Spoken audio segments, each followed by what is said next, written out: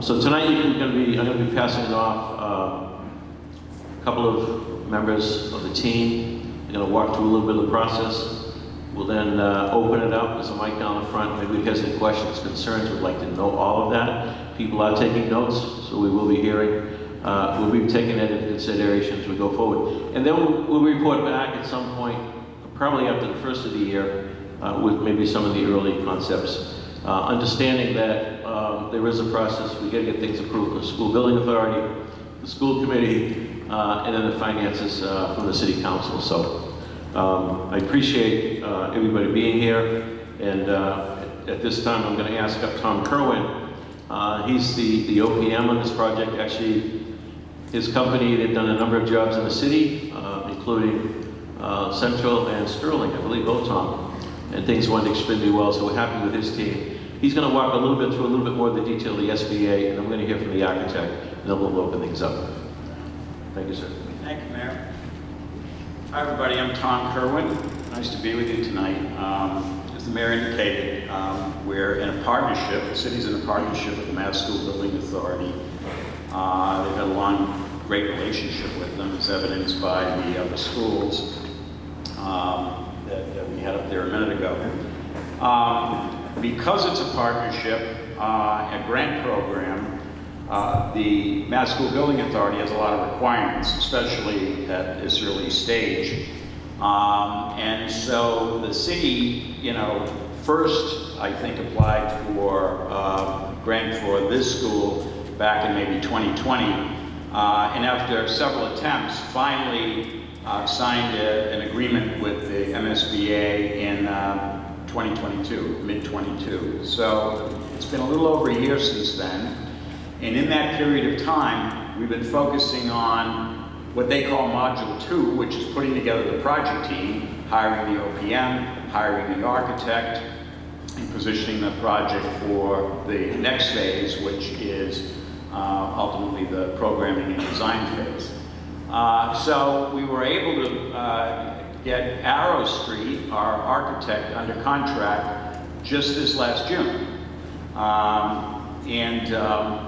We're really grateful that they're here with us. They're an experienced team, very energized, and they've been working hard over the last couple of months.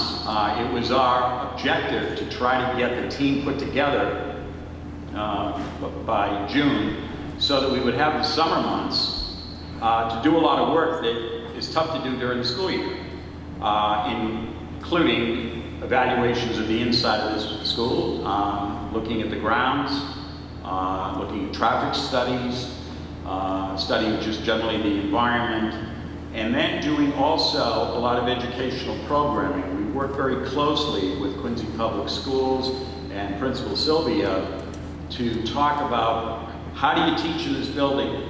What are the kinds of things that you'd like to see in a new building? What don't you like about what you have here in the building? And also, logistically, what about pickup? What about drop-off? What are those scenarios like? How about the playground? How does the school operate during the day? How do they get the trash out? Is there a better way to do this? Is there a better way to do that? So we had a lot of these discussions over the summer.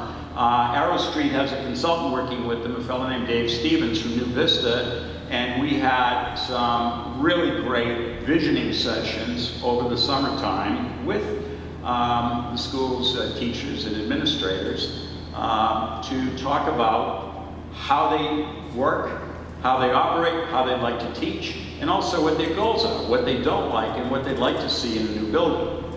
We did that when we did the Southwest Middle School with great success, because that input that we got from the teachers and the administrators and the community actually went into the design. You could see, we can see in the design and the way that the school was organized, that it was responding to some of the things that the teachers and faculty had said, and some of the folks in the community had said. So the building became, the design of the building in a lot of ways became a manifestation of the collective opinion of all of the folks that we have talked to in this early stage. So that's the stage that we're in right now. The MSBA calls it a preliminary design program, emphasis on the word preliminary. We're just doing discovery. we're, as I say, looking at the building, looking at the grounds, talking to everybody, and we're here tonight to talk to and hear from you. If you want to just take a quick look there, go back one, Larry, for a minute. We didn't want to mesmerize you with this. We only put it up graphically. The MSBA organizes a project in terms of modules, and every module has a series of steps. So if you just stand away from that for a minute and look at it, it's ominous. That's the steps that we've got to go through to get from the beginning until the end. And we're somewhere at the end of, I think, row 2. But why don't we go to the next slide for a second? That's like a blow-up of where we are today. We have basically completed forming the team, and we're into this preliminary design program. And as I say, this past summer we had some great sessions with the school teachers and administrators, and we've been meeting every couple of weeks with Quincy Public Schools, with Superintendent Albee and Aaron and the others, to just say, what do you want to see in this building, and what can we learn from you about how to design it. So with that, I'm real pleased to turn over to Arrow Street. And I should mention, they've got just a tremendous team here with Tina and with Autumn. Autumn brings a particular extra set of skills to our process because she was with the Mass School Building Authority before she was working at Arrow Street. So if I've forgotten anything, Autumn's there to remind me. We've got just a super team here. And with that, Larry, why don't you take it away? Thanks, Tom. Thank you, Mr. Mayor, for organizing this. Greetings, everyone. I'm Larry Spang, and I'm a principal and an architect at Arrow Street. And we're very excited to be here this evening for what is a public kickoff for the school. You may have seen us around because, as Tom mentioned, we've been working a good part of the summer. We came on in late spring. We were excited, and we sort of scrambled a little bit to get some information, particularly on the traffic study starting in June. So we were able to pick up before the school recessed for the summer. But since then, we've been working pretty diligently on trying to understand the existing building. And as Tom mentioned, and many of you may have experienced, the MSBA has a very prescribed process, and they want us to make sure we cover all the bases. So the first part of the question that we answer for them is, what is the condition of the existing building? What are the goals of the school? What is the future of the education here in Squantum? And develop some ideas for how that will happen. And as Tom mentioned, that's here what they call the Preliminary Design Program, the PDP. So we will be submitting that shortly, and we'll sort of walk you through very quickly some of that. Then there is the preferred schematic report, which we will be turning in towards the end of the fall and early January. That essentially says, here's the preferred approach, the scheme that we want to move forward with. So of all the different things that we are now starting to look at, which is the one that the community thinks is the strongest and would like to proceed with. The MSBA will vote on that roughly in January, February, and then we proceed to develop it further with the goal of putting it in front of them for the funding that the mayor mentioned at the end of next spring. Assuming all goes well, we then develop the scheme further, set of drawings, and put it out to bid and look to be starting construction in the summer of 2025. So that's the overall goal. So let's talk a little bit about the buildings. I presume most folks are familiar with the Sqauntum School, but we wanted to start with a little bit of an introduction. And from the aerial, here's the building as we know it. And for those of you who, let's see, that's gonna, oops, sorry, we got one in between, there we go. The building was built in pieces. And for those of you who have been to the school here, which I gather is quite a few folks, you know that it's a long walk from one end, oops, sorry about that, to the other. But the original piece, immediately next door, was built in 1919. We understand a 6-room schoolhouse, and everything was in there. 2 additions were built in 1949, the gym cafeteria where we are today, and then a classroom wing here on the other side, 4 classrooms and some admin space as part of that arrangement. And then in 1971, these classrooms were built at the end of the building with the media center, what the rest of us might think of as the library, in the center, surrounded by classrooms and some miscellaneous support space. So you can see it's a series of pieces that have been added to over the years. And we're very excited to work on this as a historic building.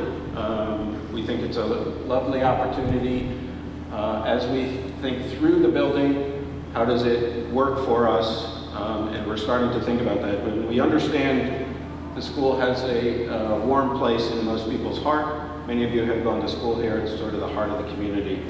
And here's an existing photo from shortly after it was originally built. We love the fact that around the school you see some of the old photos of some of the original students and faculty here. And then today, of course, how it looks. So let's talk a little bit about it. The space has been well supporting the school for many years, but many of it can use improvement. So there's improvements on the program side, what we call, which is the educational side, and then we'll show you in a minute some improvements on the physical side. One of the things we've heard is, so here's the library, that it's a great space, but it's a little tricky because it's surrounded by classrooms. So we're looking at that carefully. Some of the classrooms are a little on the small side, like this one over here, which is from the 1949 building. Some of them are a little challenged. They're a little sort of deeper and longer than we might think of ordinarily. And then, of course, this space, which is the gym and cafetorium. And for those of you who know, it's the cafeteria space. At certain times of the day, it's the gym space. At other times of the day, it's the auditorium for events like this. And making those things all mesh together can be tricky for the school from a timing standpoint. The building has a lot of accessibility problems. Much of it was built prior to today's standards about accessibility. And so for those students and faculty who may have mobility challenges, it can be difficult to manage. For those of you who know or remember, there's a set of stairs that connect the 2 levels of the building with a small lift that they pull out and get a student up there. There's different places in the building that don't quite work well. Again, for today's standards, there's some stairs that take you up and some things like that that we would want to update and modernize as part of the process. The building envelope itself has challenges. Parts of it were built the early 1971 building when energy was less of a consideration than it is today, as well as other parts of the building in 1919 and 1949, again, without sort of thinking about. So many of the existing walls are not insulated. They have a lot of issues with water coming in, some deterioration of masonry and things like that. So we're categorizing and cataloging all those deficiencies as we see them. And then the building systems themselves. Here we are on a nice warm early September evening, and as we can all tell, it's pretty warm in here, so there's no air conditioning. The sound of some of the coolers probably makes it difficult sometimes to hear in here. The existing boilers have long been since replaced, but they are steam boilers and they run a hot water system. So there's a little conversion factor that goes on there that's kind of interesting. But those are wedged in under the 1919 building and they serve all wings of the building. You can see here an example of the high-tech electrical system that has been employed in many places. And so far so good. There hasn't been real problems. This is one of the mechanical systems, unit ventilators, these are called. Those sit in the classrooms. They tend to be noisy. They tend to work reasonably well for heating, not so well for cooling. And so things like that, again, we came through here in June and July with our engineers categorized a lot of this, and we will put it out for everyone to see. We also looked at the site, and as many of you know, there's sort of two primary times the school has an impact on the neighborhood: drop off in the morning and pick up in the afternoon.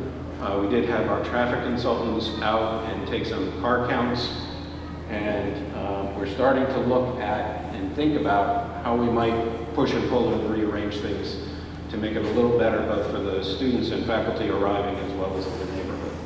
So all of those things are in consideration at this point.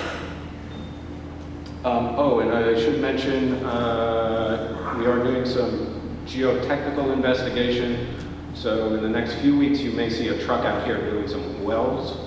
We're going to be doing them at the end of the day when the kids are gone, and then I think on November 10th, to try and minimize our impact on the school. But if you see a truck out here do it with a drill rig, they're just taking testing of the ground, so don't get worried that we're starting already. The other piece of the work that we've been doing is, as Tom mentioned, the educational visioning part, as it's called. This is a real important thing, and sometimes hard for folks to understand. As I say, the building has served well for the community, for the school for many, many years. But the way teaching is happening, the way learning is happening really, has changed dramatically since large portions of this building were built.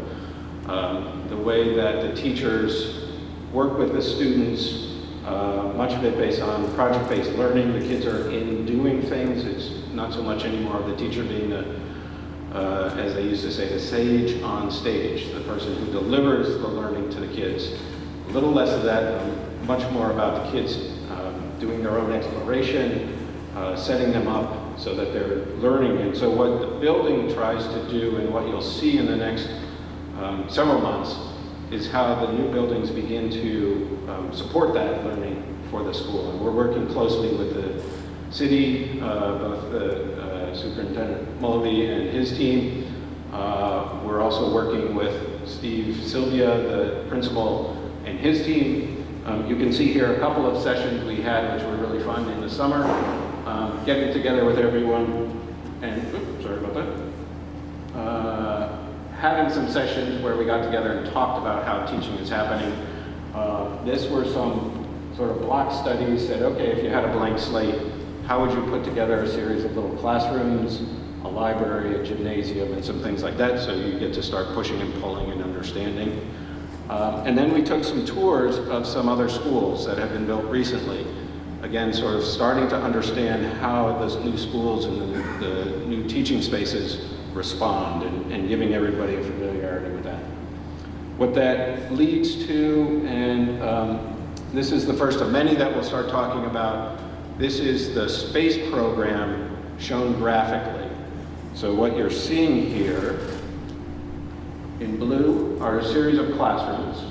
So basically the school has 3 classrooms per grade, kindergarten through grade 5. You'll see a few others, ELL, English Language Learning, STEM room. These are some CARES for the CARES program classrooms, special education rooms, resource speech pathology, psychology, and other smaller spaces.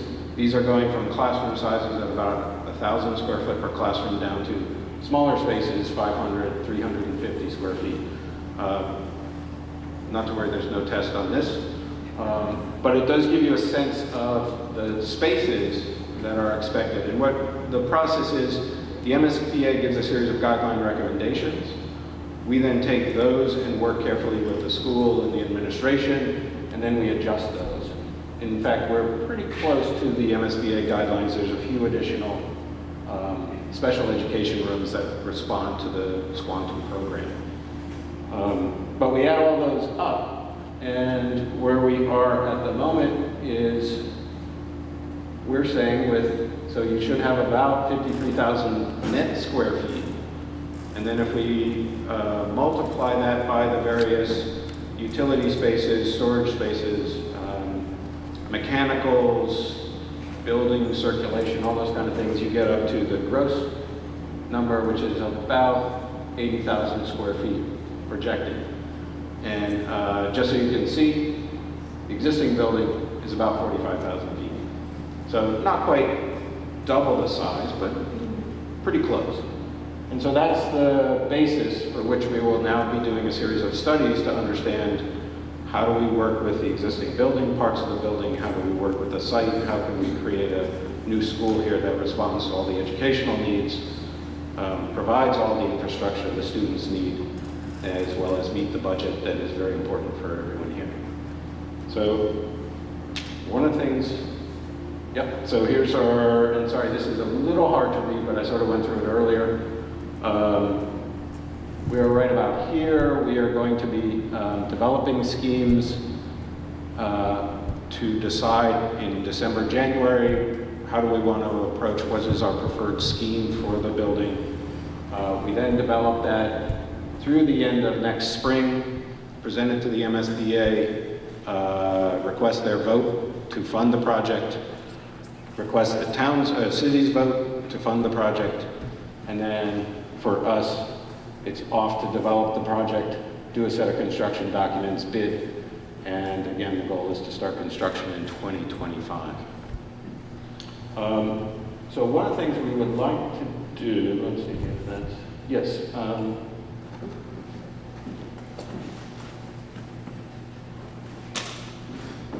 So you guys probably saw, one of the things we love is to get community input, and we will be back to you at various times to try and get input.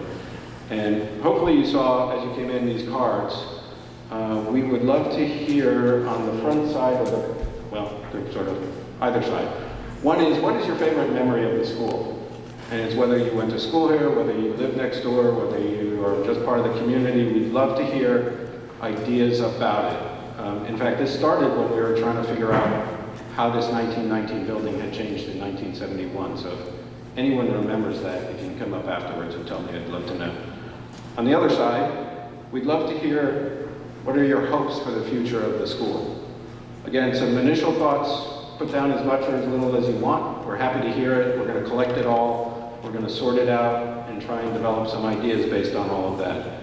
So there's two boxes, one over at that exit and one over there. We'd love to get everyone's input. There's a bunch of pens. There we go.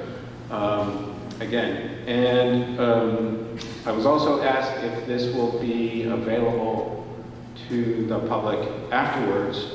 What we will do is make this available through the city. At some point, I think we will have a website that we can post this on, but that's still a work in progress.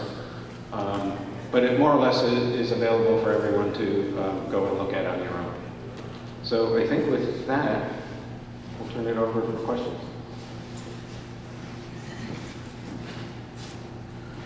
Thanks, Larry. I did want to acknowledge Senator John Keenan has come in, and school committee member Tina Cahill has also joined us.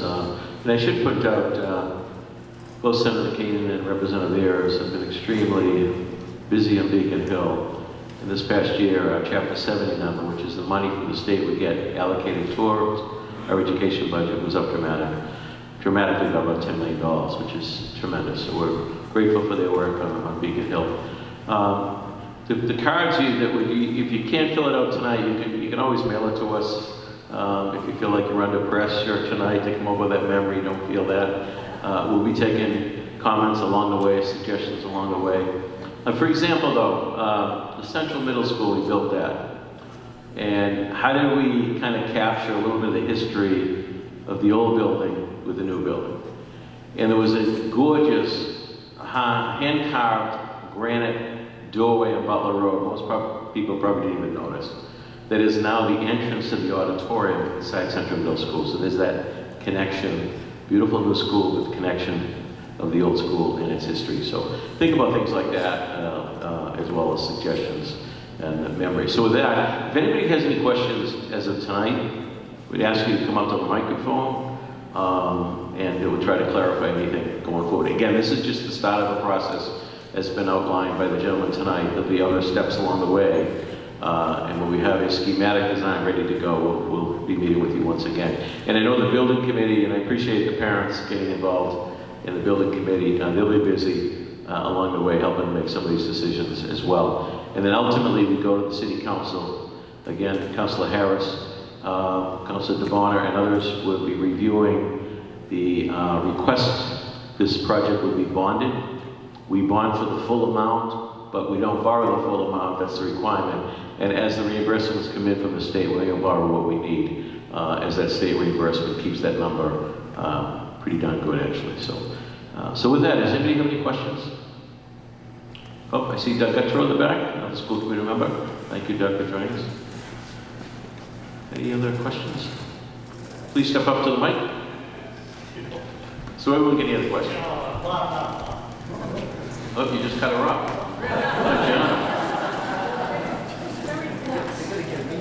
Will this still be a place to come vote? Yes. Thank you. Mr. Mayor, not so much a question as more of a comment. I appreciate the diligence of the team and everybody here tonight. I just think that the one thing I didn't hear about is probably the most important consideration. You know, we're all going to deal with construction disruptions, but for the kids that are going to go to school during this time, I think whatever we can do to minimize that impact, so Mr. Sylvia and his staff can continue to provide an educational forum that is beneficial to both the community and these kids. I just want to make sure that, you know, that note's taken into the heart. Absolutely, and I'll respond this way. We built a new Sterling Middle School up against the old building. Actually took a portion of it down while the kids were there, while in the session. It went smoothly and flawless. The safety of the kids is paramount, you know. And so there'll be a coordination all along the way with the superintendent and the principal, and absolutely, we don't want any disruption. Thanks, Brian. Yeah, cool. Mr. Manning. Hey, what my concern is the parking. Because did the consultants go through the process of taking a look to see what's currently happening? Because what's currently happening is, if anybody had 13 days for my parking space being blocked, congratulations, they won. But it's a constant battle with individuals that either block a driveway or just abandon their car to go pick up their kids. And that's what the frustrating part is. Having that boardwalk and park place near the school is just the parents ignoring. I'm all for having the kids having that better education, but what can be done to try to not block driveways? Because it happens in Carmines, it happens over in Meadow. And That's why we're here tonight. So we appreciate the comment. That will be looked at as part of the process. Good evening. Stephen Strickler, 63 Huckins Ave. I live across the street from the school. I've been there for about 20 years. And earlier tonight you were talking, this is more of a question to the architect. Later this fall, early winter, you have to submit that preferred schematic to the mass school. What does that entail?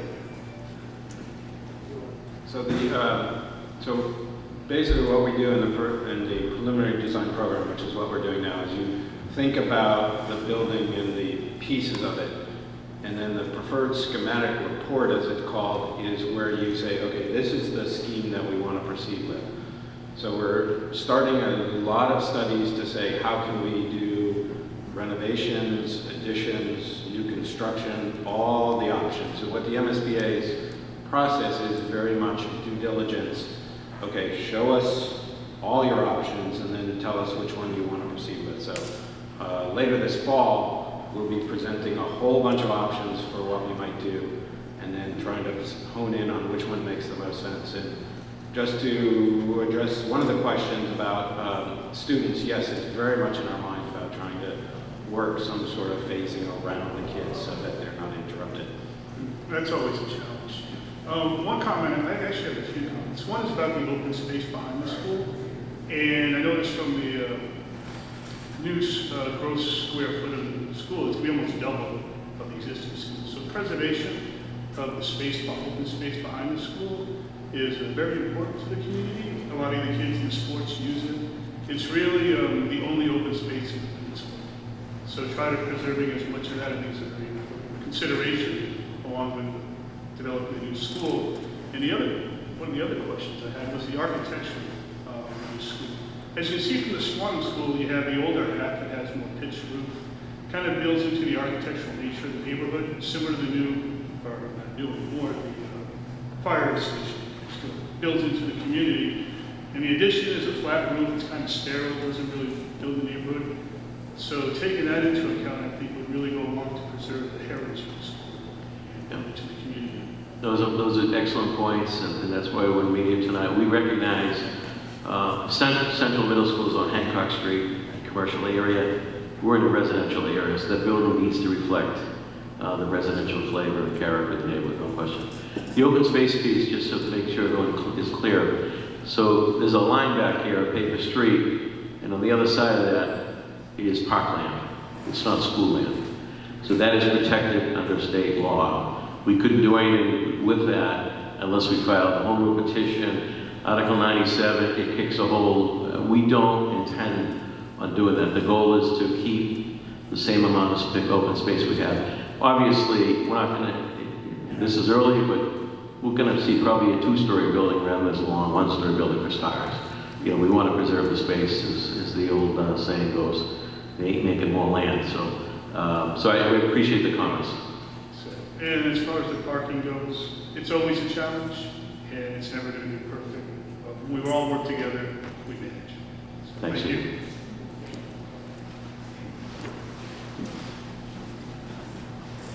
Keith Johnson, 29 Sycamore Road.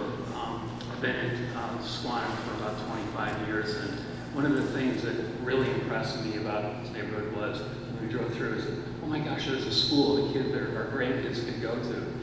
And so 3 of them went to school here, and it was just amazing.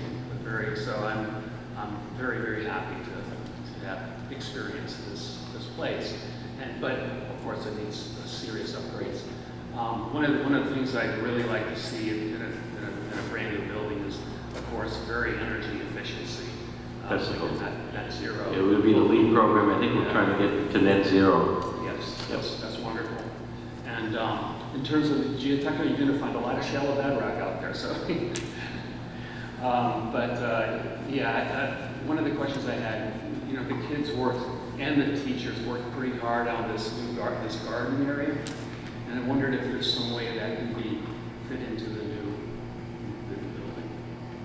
We'll certainly look at that. Thank you very much.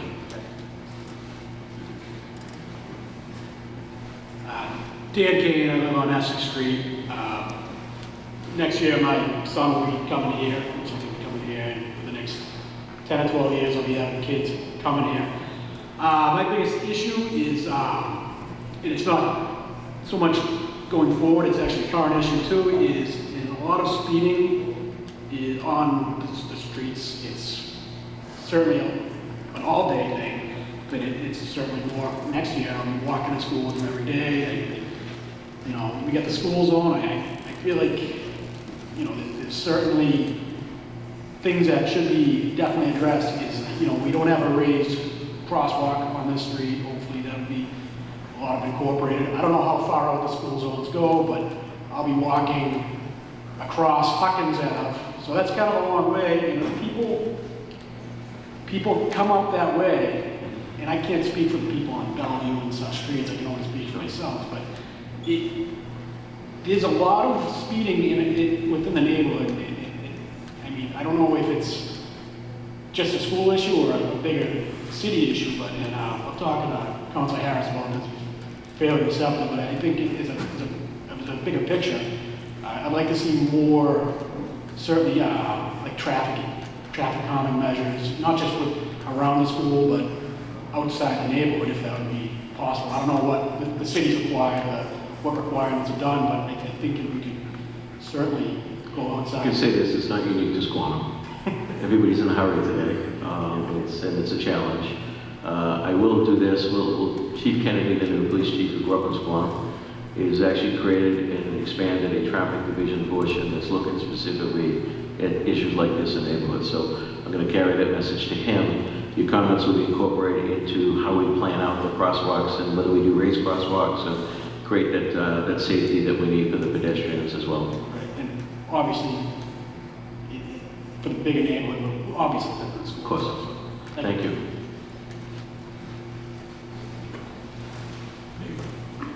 I'm just curious, how do these students that go here compare with other students, educational-wise? Superintendent, you want to touch that one? Good evening, everyone. My name is Kevin Mulvey, Superintendent of Schools. So the students do wonderful here. They do wonderful across the city, but obviously Squantum's a special place. We know it's a very tight-knit community here, and we're happy to have a community school. Principal Sylvia and his staff, some of whom are with us here tonight, work tirelessly to make sure that they give the best possible education to our students. But our students in Squantum and throughout the district do very, very well. Thank you.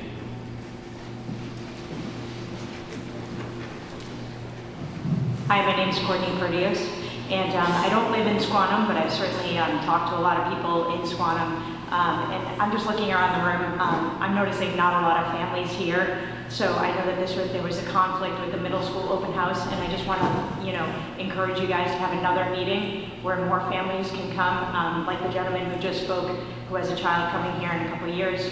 I think parents have a lot of lived experience with the way the school works and functions in the neighborhood as well, in addition to everyone else who's here. And I'd just like to encourage you guys to just have another meeting to include more family input on a night that more families can come. Thank you. There'll be several meetings, believe me, and I know this time of year is a busy time of year, it's challenging, but absolutely. I want to acknowledge Paul Bergoli, school committee member who just joined us. Hey there, Max Havanas. I'm on Standish Road, right up the street. I would just echo some of my neighbors' concerns about parking and traffic in the morning. I know that we're all kind of in one big ecosystem and need to work together, but there are mornings where, as people have mentioned, cars are parking in front of my driveway or park in a way that make it impossible to get out of my driveway. So I would say with new design that hopefully there's a little bit more harmony between current residents and the way that the school functions with drop off and pick up. It's one of the goals, and certainly with the new design, with the room we have to work with, I think we can accomplish that. I live smack in the middle between North Quincy High, Atlantic, Sacred Heart, and Parker School, so you can't come or go from my house at certain times of the day, so I understand that. Thank you. Hi, good evening. I'd actually rather talk to people here in the neighborhood, but I would like to just commend the city for getting this far with the process. It's obviously exciting. I know there's a lot that's happening behind the scenes to get to this point, but to reiterate what Courtney said, I do think we could have done a little better with communication. I received my letter on Monday for a meeting, an important meeting on Thursday, so I'm not surprised that these seats are not filled. And I think it's unfortunate because obviously a lot of work went into pulling all you folks together. So I would just like to have an ask that we really think about communicating with the community. There was talk of some exploratory drilling or something. Nothing happens in this neighborhood that people don't notice. So if we communicate little things like that out ahead of time, we won't get people calling the police department saying, somebody's digging or there's heavy equipment. So I'd be happy to participate in any communication opportunities to get information out to the city residents. I would add, though, that in addition to the mailing, I know the school department, through their families, sent out direct emails to families of kids who go here. I think that went out last week, so we are using the different avenues. But this is just the start of the discussion. And by the way, folks, we don't need a meeting if somebody wants to communicate something. You can reach out to the superintendent's office, the principal, the mayor's office, but there will be plenty of meetings for further input. Thank you.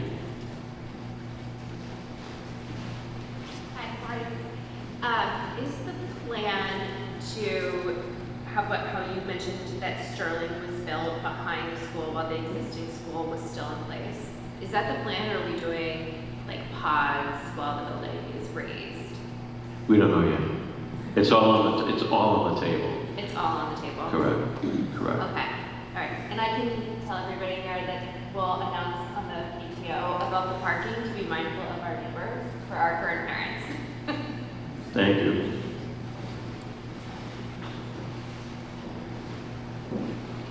Hi. Thank you for having this meeting, even though it was short notice. I'm Diane Anderson. I live right across the street from the school. 3 things I wanted to say. The first is about information. So that beautiful flow chart that you had up there, most of us couldn't see it, and we would really like to. So maybe if that is that going to be that or other information, is that going to be like on a website? There'll be a dedicated website to the project, so all of those things will go on. Okay, great. And the other, my other. Hope we get through the night with the lights blinking in. My other question comes from my experience as I teach at UMass Boston and in the construction process there. When I arrived 9 years ago, they had these huge piles of loose dirt that were literally blowing in our faces as you walked across campus. And then they told us, oh, by the way, we've discovered asbestos in the dirt, and things like that. So I was just wondering what we could expect as a community when there's deconstruction. What assurances do we have about that? I can assure you, you won't be dealing with that. I mean, if you talk to the neighbors of Sterling, old Sterling, Southwest Middle School, it really was as close to flawless as it could be. I'm not saying there weren't issues here or there, but overall the construction was well managed, and that's why we have these teams. This will be well managed. The folks in this community reach out on a regular basis, so I don't want to get the phone calls, and we'll continue to communicate with everybody along the steps of the way, both to the principals of the families, but also to the neighborhood as a construction project. I mean, it's a civil works project as well as creating a building. We know we're going to deal with some drainage issues. We know there's going to be some road adjustments and new catch basins, new curbs, and all of those things. We have a project that we'll definitely keep everybody into. Thanks. I was sure you would, but I just wanted to hear that particular issue addressed directly. Thank you. And then the last thing I wanted to request and inquire that you make a commitment to consulting and considering the requests or the feelings. What would the native tribes, the Massachusetts and the Wampanoag tribes, like to see? For example, do they feel that the image of the Native American on the school, is that respectful? Do they think that honors them, or do they think it is disrespectful? I wanted to hear a commitment that you will actually consult with them, and we're already in dialogue with them. It's the Neponset Band of the Massachusetts tribe, and we have a great relationship with them. They have a great affinity for Squaw Rock, the hummocks, those Osage lands. When the federal government issued the edict to take the name Squaw Rock of things, they came to me and said, please don't take that name off of it. It's there's different views and different interpretations of things. I'm following their lead on issues like that. They will be consulted on that issue and how we go forward. They also respect the history, and they don't find Squaw Rock offensive at all. It's a place they hold really dear to their hearts. So, but it's a good point. I appreciate that, and I hope that in the future will be more front and center, more upfront. Thank you. Sure. My name is Dale Renaud. I would like to understand what was meant by work with the existing school when you guys said that. Well, as part of the process of the SBA, they make you look at everything. I think in the end, when we build a new school, whether part of the old school is incorporated into that is a question. But I don't want you to leave here thinking tonight we're going to rehab this thing from here to there. That's not going to happen. Okay. So I don't know if you want to add to that, Larry. Thank you, Mr. Mayor. The MSBA does require us to do what they call a base repair scheme. And that is to look at the existing building without really changing the way it works in terms of the spaces or other things, but what would it take to bring this building up to code just by itself? And so oftentimes, and as has been alluded to a couple of times, we have to look at very many schemes, even though we know that there may be other options that we prefer, but the MSBA really wants us to show our homework, for lack of a better way to say it. We looked at all these options, and this is the one that the community thinks they can work on. So that's why I say we're looking at the entire building. All right. Makes sense. Then my next question is, due to the character of our neighborhood, we have trees that probably predate all of us here. What's the outcome of taking care of those to make sure we don't lose them? That is part of the due diligence, part of the goal is to preserve everything we possibly can in that regard. I'm a former park minister before as mayor, and I believe that we should do everything we could to preserve those historic heritage trees. So we'll keep you posted on all of that. All right, my last question is for Mayflower Road. Depending on where or what we do with the schools, it's not really adequate in terms of size, just for a bus to come down and everybody's parked on the sides. Are we also exploring expanding the roads so they're wider to handle the traffic and the larger? I would say to you that that is on the table, yes. All right, thank you, sir. Hi, Mike Haberman, 57 Hawkins, right across the street. Thank you for having the meeting here tonight. And been a resident here 8 years, love the community, love the school. My big concern is the safety of the students crossing the street. If there's any way to get the pickup drop-off line on the property, on this side of the street, I just would breathe easier. That's a good point, and informally, that's already being discussed. Thank you. Anybody else? Step up, Jim. You need a ride, or can you make it?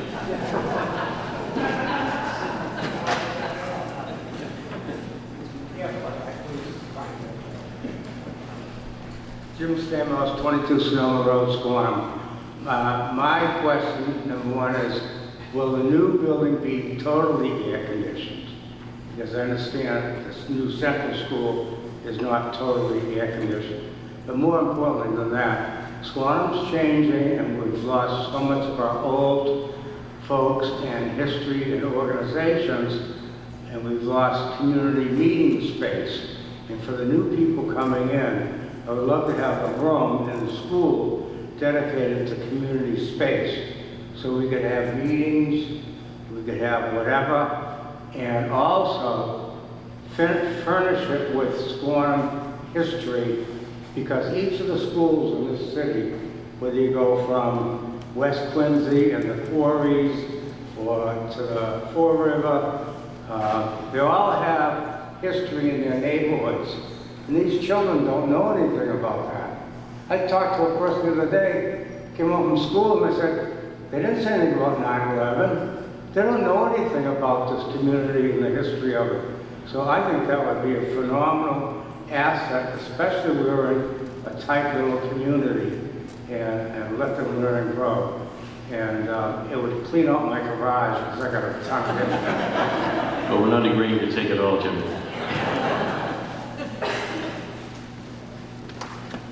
Hi, Sue Struzik here from Essex Street.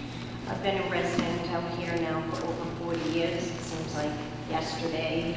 Time's gone by fast. But I did see a projected start date of the summer of 2025, but I don't think I saw a projected completion date.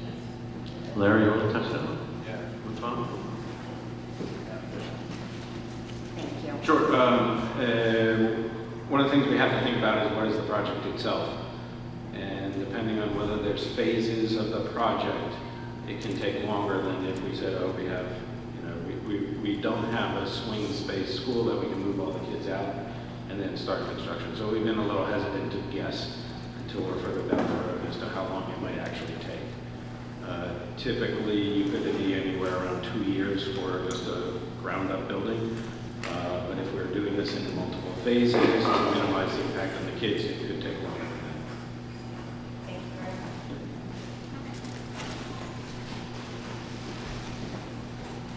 Speaking of history. Okay, so I'm older than dirt. I've been there a long time. I was here when this building was dedicated. One of my 5th grade teachers was Oh, the 1919 building? Listen, one of the first teachers here, Miss Eddie, was my 5th grade teacher. I mean, she was pretty old. She hated pickles. We used to buy them across the street at Frazier's Market out of the pickle barrel and come back up to our lunch break. We would eat them under the desk.